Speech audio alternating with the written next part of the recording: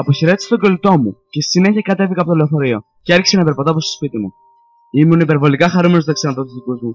Δεν μιλούν τον τελευταίο καιρό πολύ. Λογικά θα είναι άρρωστοι. Το σπίτι ήταν ακριβώς όπως το άφησα. Θα συνεχίζουν να μην αισθάνονται καλά και θα έχουν παραμένει στο κρεβάτι. Ανέβηκα τις σκάλες τρέχοντας, άνοιξε την πόρτα του δωματίου τους και ήταν απόλυτο σκοτάδι. Η τηλεόραση ήταν ανοιχτή βέβαια και έπαιζε ένα χαζό πρόγραμμα για κάτι ζώα. Τενάτι. Ήταν ξαπλωμένοι στο κρεβάτι. Ο μπας είχε πάρει άδεια αυτή την ημέρα, έτσι ώστε να πάμε όλοι μαζί στο σινεμά. Και η μαμά είχε κυρώσει όλες τις δουλειές της και όλες τις σχολείες της, έτσι ώστε να έχουμε λίγο ποιοτικό χρόνο στην οικογένεια. Πήγα προς το μέρος της, ήταν ακριβώς όπως συνάντησα χθες. Με ορθανικά μάτια και ένα τεράστιο χαμόγελο στο πρόσωπό της.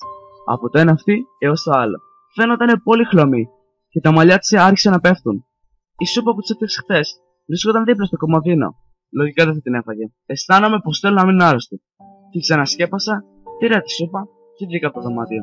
Κλείνοντας σιγά σιγά την πόρτα, έτσι ώστε να μην τους ξυπνήσω. Αύριο λογικά θα είναι καλύτερα και θα πάω μια βόλτα. Πέρασε η ώρα.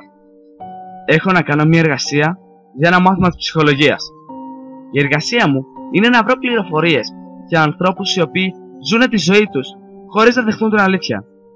Δεν μπορώ να πιστέψω πώς μπορούν και ζουν έτσι αυτοί οι άνθρωποι. Δεν μπορώ να φανταστώ τον εαυτό μου έτσι. Είναι παράλογο.